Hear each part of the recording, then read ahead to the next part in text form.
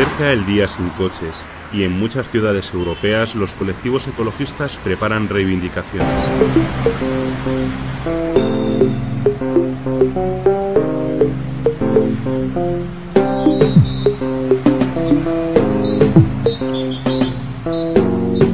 Buenos días, ¿sabe usted que mañana es el Día sin Coches? Sí, eso es lo que me han dicho. ¿Cómo no lo sabía? No lo sabía. Tiene que haber menos coches. Sí, dímelo a mí, ¿no? A mí me lo dices con el camión. Para evitar que otro año más el Día sin Coches pase sin pena ni gloria, surgen iniciativas de muy distinto tipo. La asociación portuguesa Quercus aprovecha para hablar de ello en un programa de 1 minuto que tiene en el telediario de la televisión pública.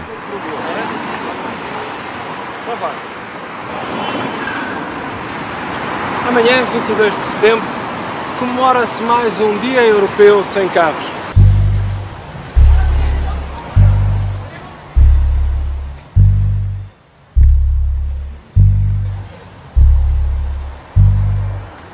En Bruselas, capital de la política europea, el Día sin Coches se presenta más original que nunca. Un coche jardín reivindicará que el automóvil ha supuesto en las ciudades la pérdida de importantes zonas verdes y de espacio para la gente.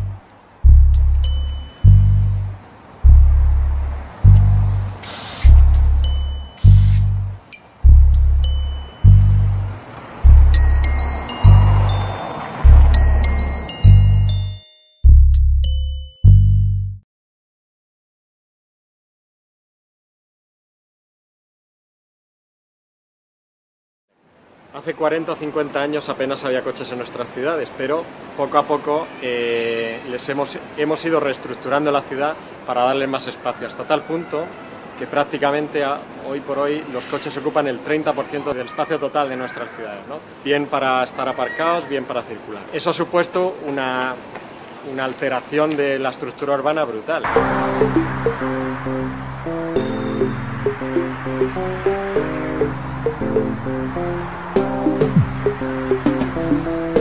Se estima que el 90% de las personas que acuden al trabajo en coche van solas en el vehículo. Pero además, el coche es el medio de transporte que más espacio necesita. Mientras el autobús público se encuentra constantemente circulando, el coche privado demanda todo el tiempo un valioso espacio de estacionamiento.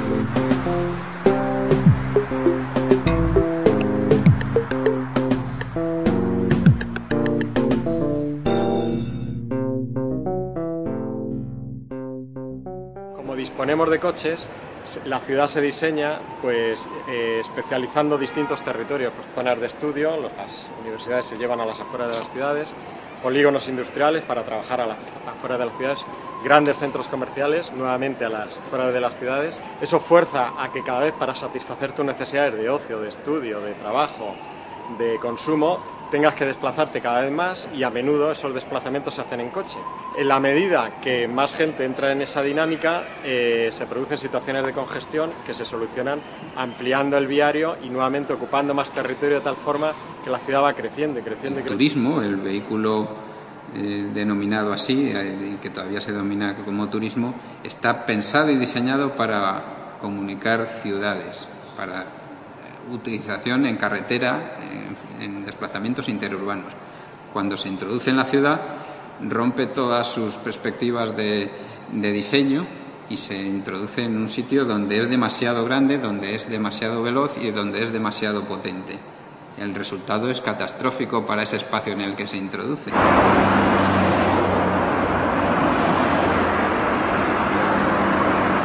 Cuando había muy pocos coches, los coches circulaban con bastante eficacia. En el momento en que todo el mundo quiere utilizar 1 tonelada de metal para trasladarse en recorridos de menos de 5 kilómetros, se ve el absurdo de este modelo.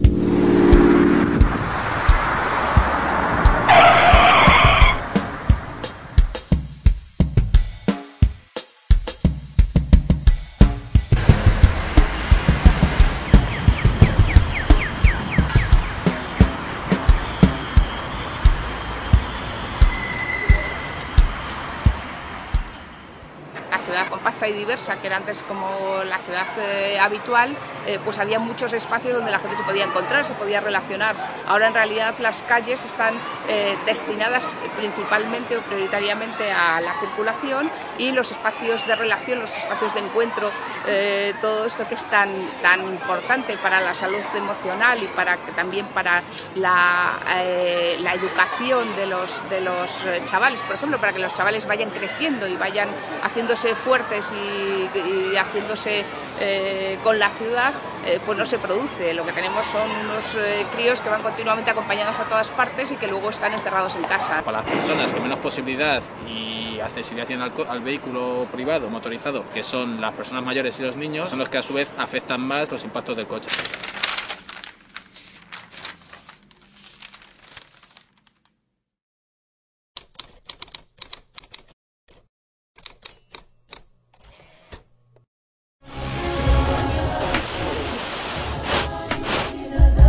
Bueno, seguimos con un tema siempre triste. Hablábamos hace unos minutos de los datos que ha presentado la semana pasada la Dirección General de Tráfico, la DGT, que mostraban unas cifras, bueno, pues otra vez tristemente altas. Estamos hablando de 42.624 accidentes con víctimas en carretera, algo más, 48.563 en zonas urbanas. Esto arroja un total de 4.442 muertos y 132.800 heridos. Especialmente importante es la incidencia en la población juvenil, ya que cada día mueren 4 jóvenes en accidente de tráfico y por lo tanto se ha convertido en la primera causa de muerte entre la población juvenil. Todo el mundo es consciente, conoce a alguien, alguna vez ha sufrido o ha estado cerca de algún tipo de accidente. Un hecho que llama la atención porque son unas cifras altísimas de heridos y de muertos que más o menos se repiten cada año y que sin embargo no sufren tolerancia social como, digamos, drogas, siniestralidad laboral, etcétera.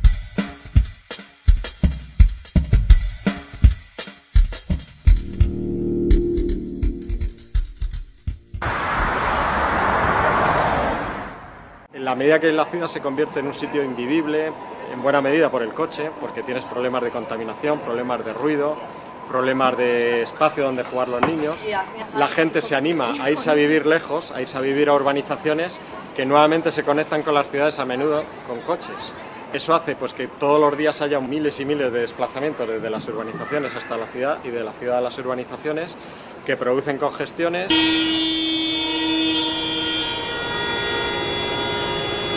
Dale.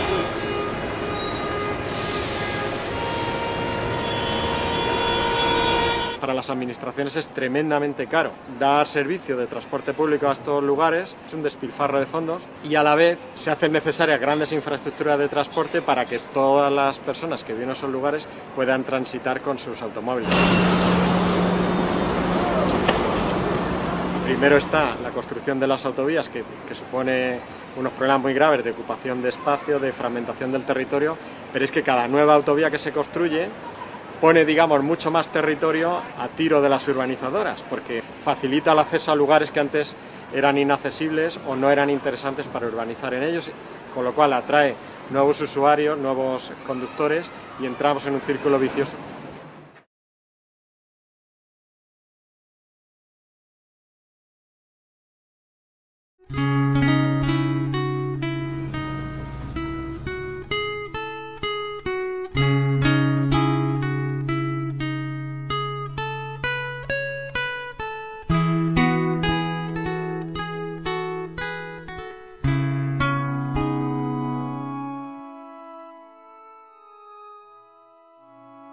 El coche en su expansión durante estos 30 años lo que ha ido haciendo, debido a que había problemas de accidentalidad tanto con otros usuarios de la vía, peatones, otro medio de transporte o incluso con obstáculos, la solución siempre ha sido la misma. Había un problema, eliminamos el problema.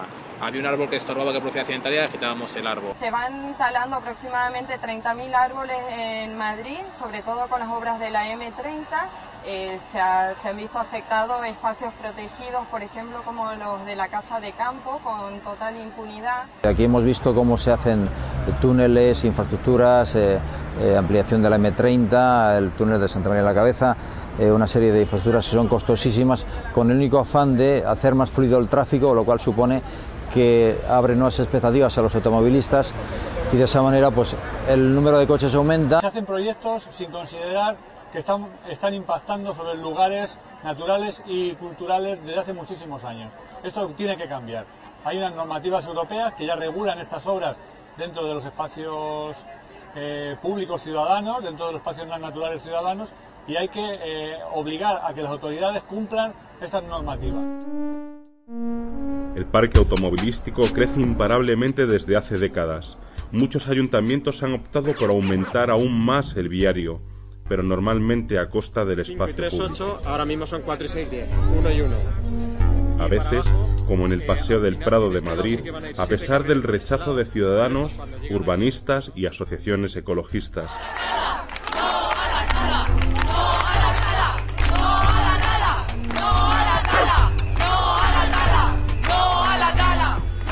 Pero la oposición ciudadana ha forzado a modificar este proyecto. Se ha conseguido el compromiso de disminuir carriles de tráfico.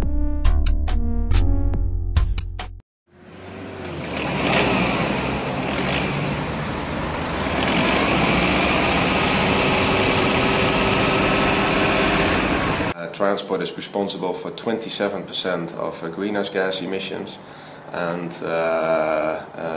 the transport emissions have gone up since 1990 by 32%, almost a third. So it's really not going well in the transport sector. Other sectors have reduced by 9% since 1990. Transport gone up by 32%. So it's really the worst sector in terms of climate change in Europe.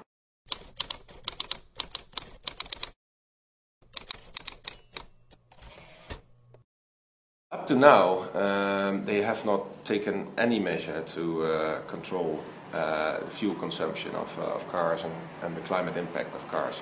They have a sort of gentleman's agreement with the industry, that the industry has promised to improve the fuel consumption of cars, but if you look on the road, you see that that is not working. Cars are getting bigger and they are not getting less thirsty than they were 10 years ago. So the industry is not keeping its promise. Todos, con las estrellas, un coche ecológico queremos tener. ¡Hey! Este es el informe Publicidad y Medio Ambiente de la Unión de Consumidores de España. El informe analiza la publicidad de determinadas empresas automovilísticas o del sector de la energía asociada siempre a valores ecológicos y medioambientales. Entiende la Unión de Consumidores de España que este tipo de mensajes puede generar algún tipo de contradicción y confusión en el consumidor, por cuanto se intenta asociar a estos productos una serie de valores como lo ecológico, lo verde o lo no contaminante, cuando no es cierto. La gama del Megane, por decir un caso, pues entre 4,4 litros y 8,5 litros. Bien, pues ahí tienes de todo, claro, desde un coche muy eficaz, clase A, como puede ser el 1500 DCi, que tiene una etiqueta energética A porque tiene un consumo por debajo de los 4,4 litros y emite menos de 120 gramos, incluso no tiene impuesto de matriculación, hasta tienes el caso del mismo Megane con 225 caballos. Pues ese coche consume 8 litros y está en la calificación energética probablemente en F o G, o sea, tiene una mala calificación energética.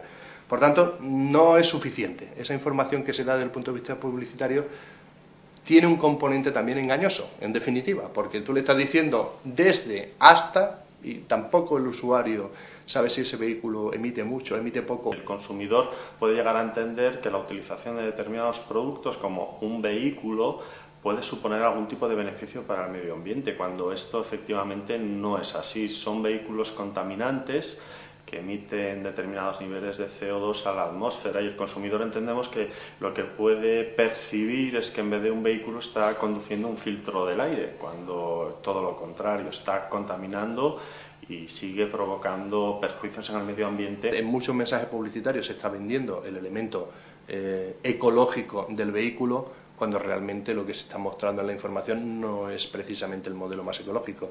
Yo ahí sería un poquito, desde luego sería partidario de un mayor control en la información que se está dando sobre los vehículos para que realmente, bueno, pues se hiciera una información más veraz.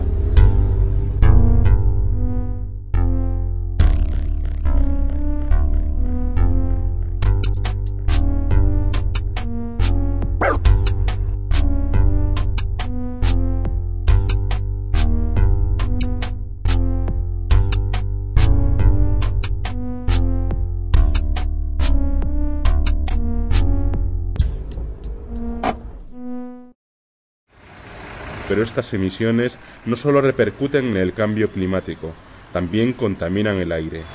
El 80% de la contaminación del aire de nuestras ciudades se debe al tráfico.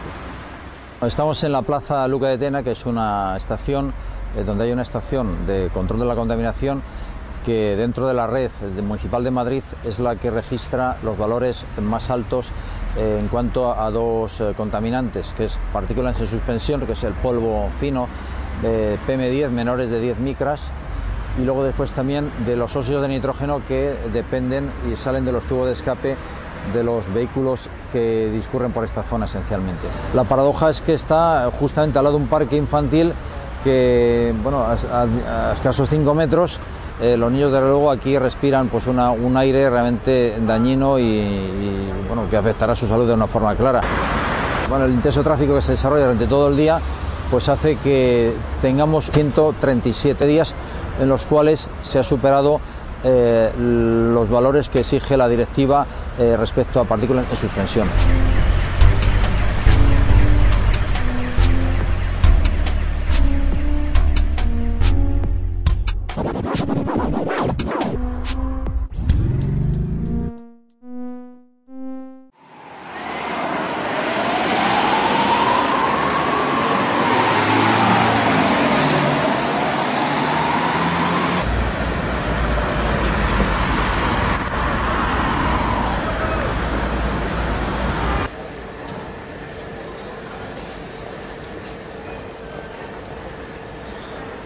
No ha sido hasta hace pues unos pocos años, quizá una década, cuando se empieza a considerar el ruido como un problema ambiental. ¿Por qué? Bueno, fundamentalmente porque antes se pensaba que lo que era perjudicial para la salud eran los ruidos intensos, aunque fuesen en corto tiempo. Y ahora pues se ha demostrado que pueden tener el mismo efecto en salud ruidos poco intensos, como puede ser el ruido de tráfico durante mucho tiempo. A la larga puede producir úlceras, dolores estomacales y otro tipo de patologías digestivas. El ruido produce vasoconstricción, vasodilatación, que a la larga se puede traducir en una hipertensión arterial. Existe una relación entre el aumento de ingresos hospitalarios por causas cardiovasculares fundamentalmente y niveles altos de ruido. En torno a un 5% aumentan los ingresos por causas cardiovasculares por cada decibelio que se supera el nivel que marca la OMS de 65 decibelios. Cuando hablamos de ruido, en una gran ciudad está en un 80% está provocado por ruido de tráfico.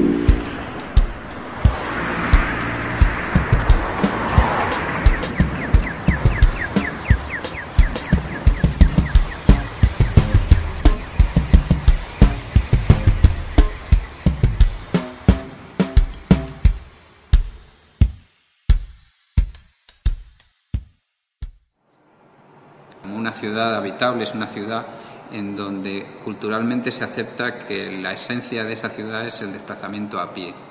Movernos a pie, comunicarnos en el espacio público es la manera de construir un espacio democrático en la ciudad, y desde ese punto de vista el peatón y la bicicleta en segundo término son los que construyen ciudad sostenible, porque afrontan no solo las características del espacio público ciudadano como espacio democrático, sino que además contribuyen a los retos ambientales globales de tipo del cambio climático, los recursos energéticos, la contaminación atmosférica, etcétera, etcétera.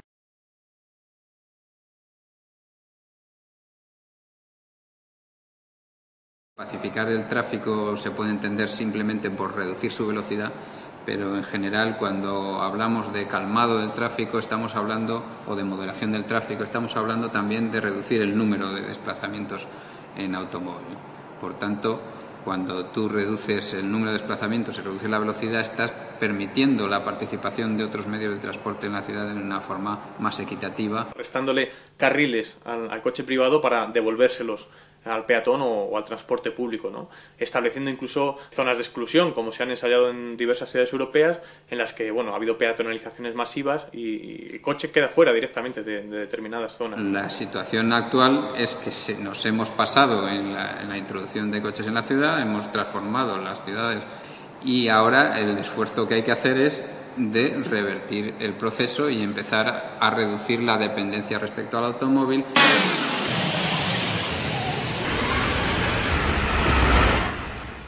En España desde este año nuevo se aplica el impuesto de matriculación que se regula en la primera matriculación de todos los vehículos. Se aplica un nuevo criterio que se liga el impuesto en función del CO2 que emite el vehículo. Un coche que emite más CO2, que contribuye por tanto más al cambio climático, que emite más contaminantes y que contribuye por tanto más a las enfermedades respiratorias y cardiovasculares. Es decir, que un coche que contamina más pague más que aquel que contamina menos. Esto debe hacerse desde el primer momento, desde que se matricula, es decir, con un impuesto de matriculación exigente, hasta que circula, con zonas de peaje para aquellos coches contaminantes que circulan por zonas congestionadas, desde el momento en que se aparca también, con una tarificación gradual acorde a las emisiones de cada vehículo. Hay que conseguir que la gente no asocie automáticamente cualquier desplazamiento al desplazamiento en vehículo privado. Hay que ir al trabajo, hay que tratar de ir al trabajo con el transporte público.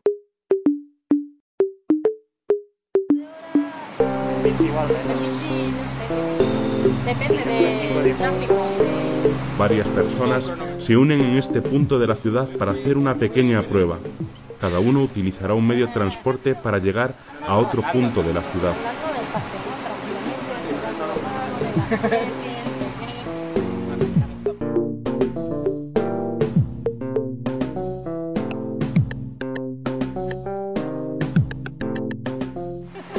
Que llegáis bien. Igualmente. Perderéis, ¿eh?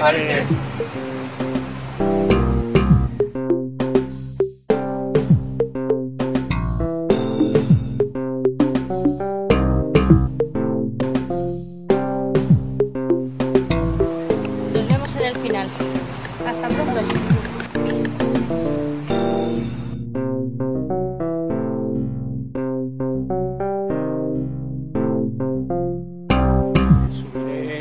Embajadores hasta Cascorro, de ahí tiraré hacia la Plaza Mayor y de la Plaza Mayor pues ya abajo directo hasta Santo Domingo. Estamos y como si estuviésemos todavía en verano.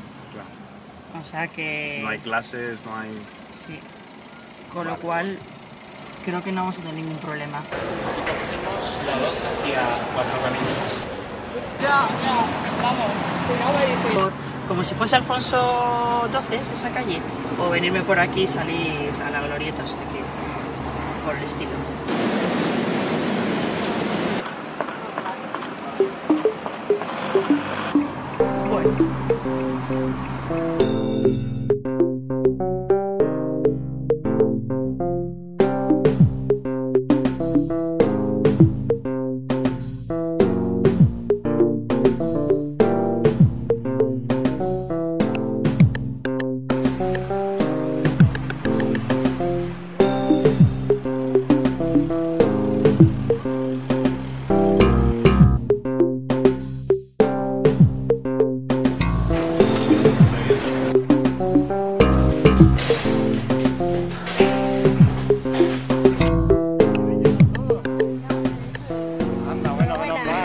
Pero me ha ganado, ¿eh? Hombre, la bici ya sabes. Y eso que he cogido bien el metro, que ha venido bien, ha venido mucha gente. ¿No has tenido que esperar? El primero no, el segundo un poquito más, pero tampoco mucho. Transversal y se incorpora a la Gran Vía cuando esta calle va normal.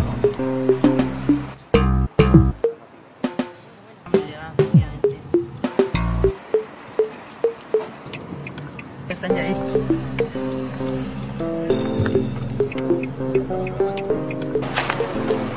El tercero.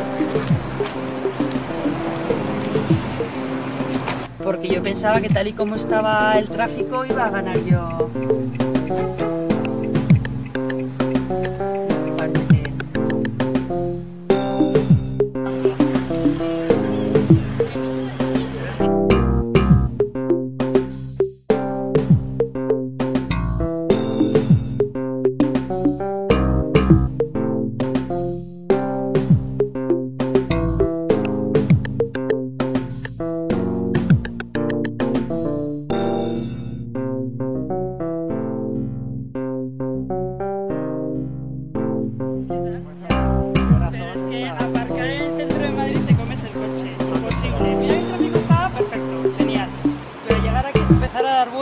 Y vueltas y vueltas y vueltas y luego encuentra dinero suelto para pagar la A menudo la gente se compra un coche pensando que gracias a él va a ganar tiempo desplazándose más rápido. Pero en ese balance todo el mundo se olvida, o casi todo el mundo, de contabilizar cuánto tiempo trabaja para pagar el coche o cuánto tiempo emplea pues en su mantenimiento, en sus revisiones, en su llevarlo al mecánico y desde luego metido en los atascos. José Manuel Naredo, un famoso economista español, hizo este análisis ya para el año 78. En ese año demostró que más o menos cada propietario de un coche le dedicaba 4 horas al día, bien sirviéndose del coche o bien trabajando para pagar el coche. Luego volvió a hacer este estudio unos años después, en el 91, y ahí lo que se comprobó es que se seguían dedicando 4 horas al coche, a pesar de que los sueldos habían subido mucho y el precio de los coches había bajado comparativamente bastante.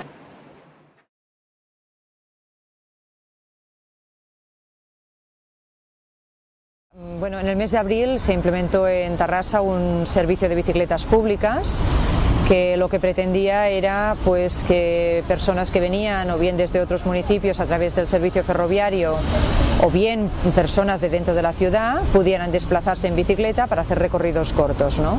Entonces lo que se hizo fueron poner 4 puntos de servicio en las estaciones, en el campus universitario y en el centro de la ciudad, donde tú puedes coger una bicicleta y dejarla en cualquiera de los otros puntos de forma gratuita. O sea, es un servicio totalmente gratuito que se pretende fomentar la intermodalidad entre el ferrocarril y las bicicletas. En Tarrasa se veían muy pocas bicicletas por las calles y estas bicicletas han sido muy llamativas. O sea, ahora la gente tiene la sensación de que mucha gente usa la bicicleta y tiene un efecto llamada sobre otros usuarios que pueden usar su bicicleta. Tenemos que convivir con los peatones necesitan su acera, los coches necesitan su calzada y entonces a veces no, a lo mejor no es posible poner un carril bici, pero sí a lo mejor poner esa calle de velocidad 30. También hay que ir haciendo zonas pacificadas para que la bicicleta de una forma natural se pueda integrar dentro de la circulación, por el mismo carril de circulación. Hay que generar, en primer lugar, un cambio cultural de la población, entender que también tienen derecho los ciclistas a circular por las calles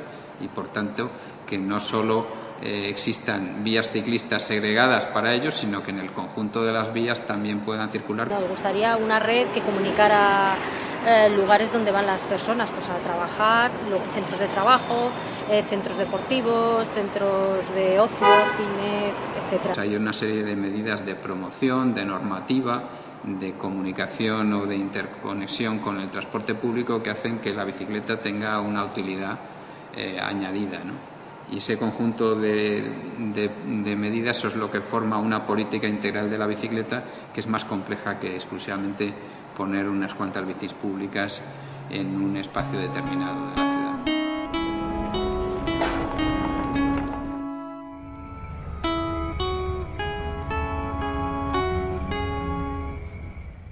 Si no hago carreteras, ¿qué hago? Metro, tranvía, carriles bici, cuando realmente no es solo una cuestión de infraestructuras, de calles, de ferrocarriles o de transporte público, sino muchas veces el fondo es de tipo cultural, de entender que el modelo de movilidad empieza en nuestra mente y se extiende hacia nuestros hábitos y comportamientos cotidianos.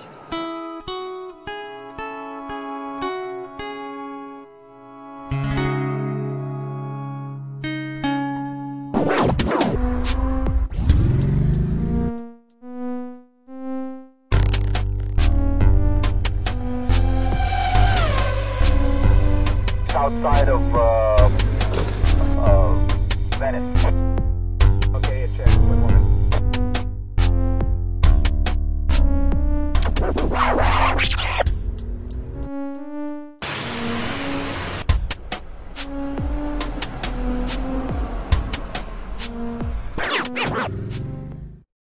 El sedentarismo que tanto se habla dentro de la sociedad moderna, pues también está muy asociado a esa cultura del motor. Es decir, como todo hay una máquina que me lo puede hacer, pues yo hago muy poquito y entonces aparecen problemas, como he citado, del sedentarismo, incluso de la obesidad. Ahora somos mucho más conscientes de los problemas de habitabilidad que generan los coches, los problemas de contaminación del aire, los problemas de ruido, los problemas de peligro, de generar siniestros, de posibilidad de atropello. Ese criterio de la movilidad no motorizada y de la movilidad asociada a la salud y al ejercicio, como puede ser la bicicleta o el ir andando a otros sitios, Pues si no conseguimos que eso cale en los ciudadanos de mañana, pues probablemente nos encontremos con una situación muy parecida a la de ahora o peor. Llevamos 50 años abriendo la ciudad al automóvil sin encontrar soluciones alternativas para que el peatón, el ciclista o el transporte colectivo funcione.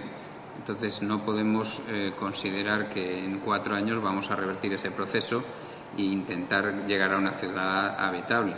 Entonces la primera regla que hay que entender es que hay que cambiarlo, sobre todo desde un punto de vista también cultural. Las cosas eran muy distintas hace 40, 50 años.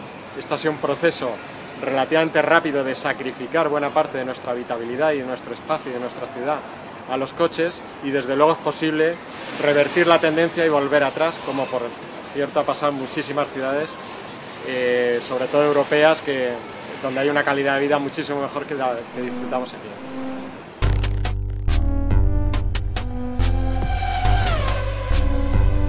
Outside of Venice. Okay, check. 1 moment.